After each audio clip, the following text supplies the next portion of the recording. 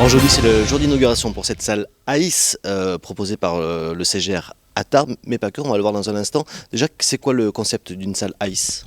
Alors ça, la salle ICE, ICE ça veut dire Immersive Cinema Experience, mais c'est surtout d'avoir une salle premium où on a mis dans la même salle tout ce qui peut exister. Le confort du fauteuil, le confort de l'image, le confort du son. Et en plus, une innovation, c'est effectivement des panneaux sur les côtés pour la projection. Mais on voulait ramener à cette salle tout ce qu'on peut trouver dans différentes salles, parsemées par-ci par-là. Il y en a qui mettent que le fauteuil, il y en a qui mettent que le son. Voilà. Nous, on a voulu tout mettre d'un coup. Vous avez vu, il y a un grand espace-temps entre chaque fauteuil. C'est effectivement des fauteuils confortables cuir. C'était effectivement une façon de faire une vraie salle premium qui n'a rien à voir avec les autres salles existantes aujourd'hui. Et puis aussi avec ce qu'on peut avoir à la maison, parce qu'on a plus ou moins accès aujourd'hui à plein de films. C'est la plus-value qui fait que les gens, notamment les jeunes, vont venir ou revenir au cinéma. C'est exactement ça, vous avez raison, parce que on va dire la clientèle, la tranche de clientèle qui nous manque aujourd'hui ou qui a un peu disparu, ce sont les ados, enfin un peu au-delà des ados, mais les jeunes adultes qui effectivement ont pris l'habitude de regarder leurs films ou des choses sur des tablettes, sur des smartphones, sur des choses comme ça, et qui ont perdu l'envie ou l'idée d'aller au cinéma. Aujourd'hui, grâce à la salle ICE, vous revenez découvrir du cinéma, c'est-à-dire vous rentrez, c'est une immersion, et dans le son, dans l'image, dans l'action du film. C'est-à-dire que vous êtes vraiment pris presque comme l'acteur du film, l'acteur principal. Alors on va beaucoup voir de films américains parce qu'ils s'y prêtent à ce genre d'expérience, mais le concept est entièrement français, il est même entièrement CGR.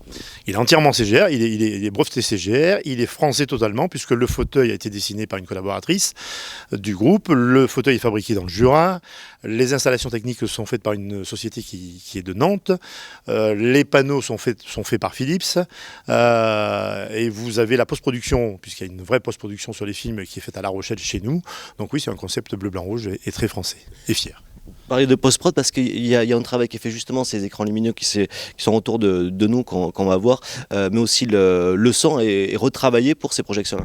Absolument. Alors le son est travaillé par les studios de production du film. En revanche, sur l'image, effectivement, on ne touche pas à l'œuvre du film directement. C'est-à-dire que ce qui est sur l'écran reste sur l'écran et il n'y a pas de changement. En revanche, ce que vous avez sur les côtés, c'est effectivement des extraits, des morceaux, de la luminosité sortie du film qui permet effectivement de vous immerger visuellement. Un concept français, ça veut dire qu'il va rester que dans le réseau CGR français? Non, absolument pas, puisqu'il est déjà vendu. Alors aujourd'hui, c'est la 30e salle CGR. Qu'on inaugure ce soir, mais il y en a déjà 31 en France puisqu'il y a déjà un exploitant indépendant qui a aussi validé ce concept et l'a acheté et qui fonctionne très bien chez eux aussi. Et puis aujourd'hui on va commencer l'installation d'une salle à Los Angeles justement qui va être une salle normale effectivement de cinéma ICE mais qui sera aussi une salle de vision pour les producteurs. Et puis surtout le Moyen-Orient qui a déjà signé pour 4 et 6 salles et puis petit à petit si tout va bien une centaine de salles d'ici quelques temps. Est-ce que ça a été facile de convaincre notamment les Américains qu'un concept 100% français peut apporter quelque chose à leur film?